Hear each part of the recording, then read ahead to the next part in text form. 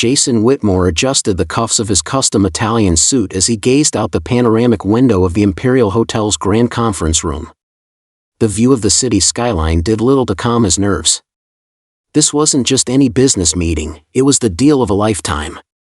If he could secure Liang Enterprises as a partner, Whitmore Industries would gain an unshakable foothold in the Asian market. Billions were on the line. His assistant, Mark, bustled in with a folder and an apologetic expression. "Sir, there's a problem," Mark whispered urgently. Jason didn't take his eyes off the door, waiting for Mr. Liang's delegation. "What now?" Jason hissed. "The translator. She missed her connecting flight from Beijing. There's no replacement available in time." Jason's stomach twisted. "What do you mean there's no translator?" "This isn't a coffee chat, Mark. This is the deal that determines our future." His voice rose, and Mark flinched. Jason exhaled sharply, forcing himself to appear calm as footsteps approached. The polished wooden doors opened, and in walked Mr. Liang, flanked by his associates. Jason stood tall, plastering on his signature confident smile. But behind it, panic clawed at his chest. He had memorized a few Mandarin pleasantries, but anything beyond hello and thank you was a dangerous gamble. The Liang team took their seats, speaking softly in Mandarin. Jason sat opposite them, his mind racing.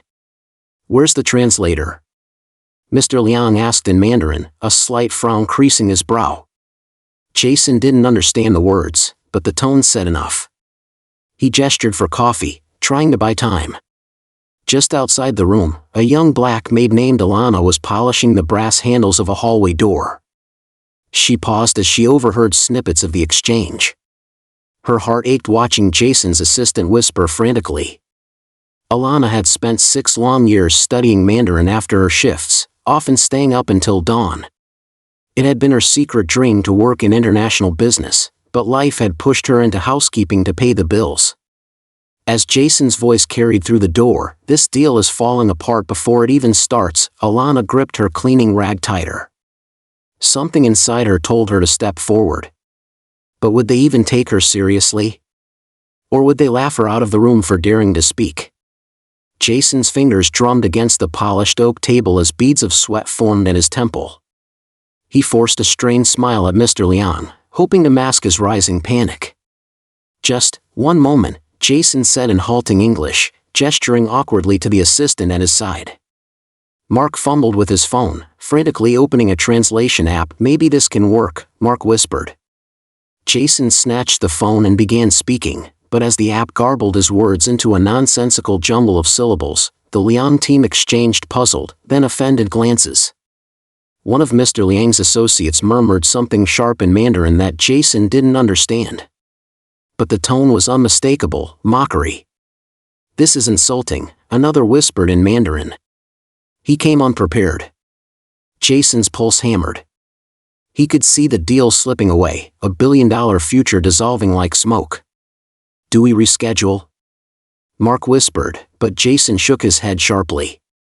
Rescheduling would send the wrong message: weakness, carelessness. He couldn't afford it. Not now. Then, from the doorway, a voice spoke. Clear, steady, and in flawless Mandarin. "Please forgive our delay. May I assist with translation?" Jason turned so fast his chair nearly toppled. Standing there in her maid uniform, clutching a cleaning rag in one hand and a small notebook in the other, was Alana. Her posture was straight, her eyes calm despite the slight tremor in her hands. "You speak Chinese?" Jason stammered, disbelief dripping from every word.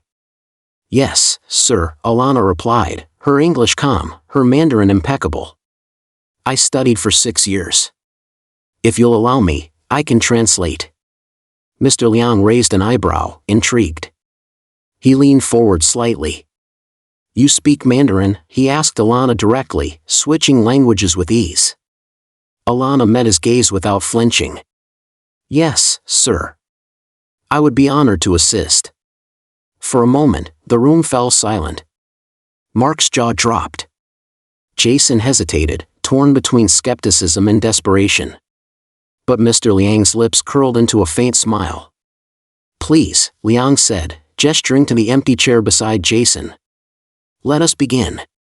Alana stepped forward, her heart pounding but her voice unwavering. As she sat down and began translating Jason's opening remarks, she didn't miss the look on Jason's face, part shock, part gratitude, and part something else. He was realizing she might just save him. The air in the conference room shifted the moment Alana began to speak. Her voice, calm and precise, flowed effortlessly between Jason and Mr. Liang, weaving their words together like a silk thread. At first, Jason struggled to focus. He couldn't stop staring at the maid he'd barely noticed in all his years of staying at the Imperial Hotel. The same woman he had walked past countless times was now carrying the weight of his billion-dollar deal on her shoulders. Alana translated each sentence with flawless intonation, even capturing the subtleties of humor and cultural references. When Jason stumbled over a complex point about logistics, she didn't just translate, she gently rephrased his words in Mandarin, softening the tone to avoid any offense. Mr. Liang, who had begun the meeting looking unimpressed, now leaned forward with growing interest. He occasionally asked Alana questions directly, and each time she answered with confidence and respect. Jason felt an unfamiliar mix of emotions swirling inside him. Relief, yes, but also embarrassment. He realized that if not for this invisible maid, the entire deal would have collapsed in front of his eyes.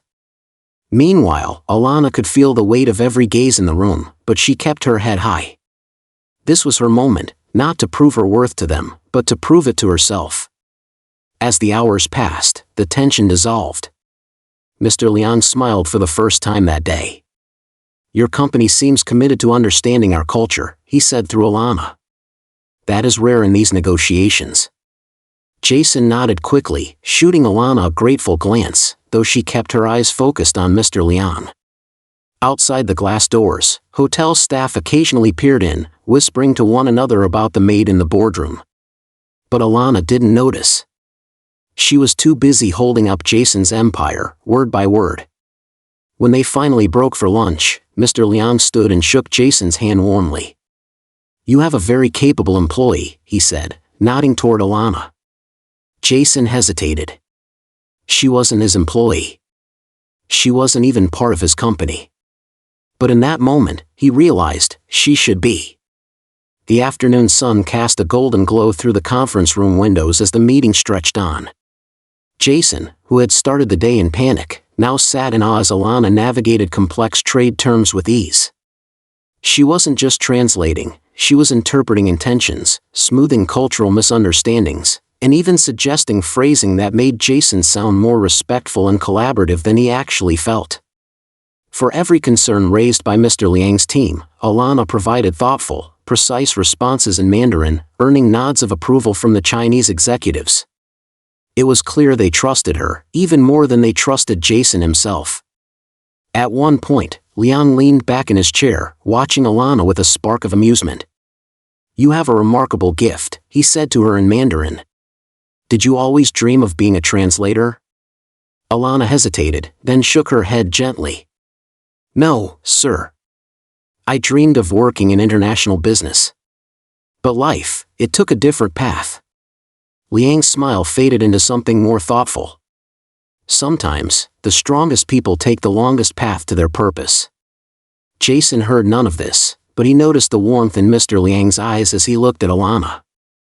It was a stark contrast to the skeptical glares Jason himself had received earlier. When the meeting concluded, Mr. Liang stood and extended his hand. "I believe we have an agreement," he said through Alana. "Your company has shown great respect for ours today." Jason shook his hand, forcing a confident smile. Inside, he felt both triumphant and strangely small. As the Liang delegation filed out, Jason turned to Alana. You saved this deal," he said, his voice quieter than usual. "Where did you even learn Mandarin like that?" Alana met his gaze evenly. "Night classes, sir. And practice. Lots of practice." Jason felt a sharp pang of guilt. He had passed her in hotel hallways countless times without a second glance. He never imagined the maid in the corner polishing brass handles could be more competent than some of his executives. Mark, still pale from the day's tension, muttered, "We have been ruined without her." Jason nodded slowly. "I know." But as Alana turned to leave, he realized something. He didn't want her to go back to being invisible. 2 days later, Jason Whitmore sat alone in his corner office, staring out at the city skyline. The deal with Liang Enterprises was now the talk of the business world, praising Whitmore Industries for bridging cultural gaps so effortlessly. But Jason knew the truth. It wasn't his brilliance or charm that saved the deal. It was the quiet, determined woman in a maid uniform who had stepped up when no one else could. "Send her in," Jason said softly as his assistant knocked on the door. Alana entered hesitantly, no longer wearing her hotel uniform. She'd chosen a simple navy dress, her hair neatly pulled back. Though she tried to hide it, her eyes flickered with uncertainty. "You asked to see me, sir?" Jason stood and motioned to a chair. "Please, sit." He paused, searching for the right words. "Alana, I owe you more than I can put into words. That day, you didn't just save a deal. You changed how I see everything and everyone." Alana clasped her hands in her lap. "I was just doing what I could, sir." "No," Jason said firmly. "You did far more than that. You showed brilliance, poise, and cultural intelligence that even my senior executives lack. Which is why," he slid an embossed folder across the table, "I'd like to offer you a position at Whitmore Industries as our international liaison. You'll lead cross-cultural communications for all global negotiations." Alana froze, her breath catching. "Sir?" You're not just anything," Jason interrupted. "You're exactly the kind of person this company needs." Tears pricked at the corners of Alana's eyes, but she blinked them back. Slowly, she reached for the folder, her fingers trembling as she opened it to see the formal offer and the 6-figure salary attached. "Do you really believe I can do this?" she asked softly. Jason smiled. "I don't just believe it. I'm betting this company's future on it." Word of Alana's promotion spread like wildfire through the hotel staff and Whitmore's corporate circles. Some whispered, shocked that a maid had risen to such a position. But others felt inspired, proof that talent can come from the most unexpected places. And as Alana walked into Whitmore's headquarters for her first day, she held her head high. She wasn't invisible anymore.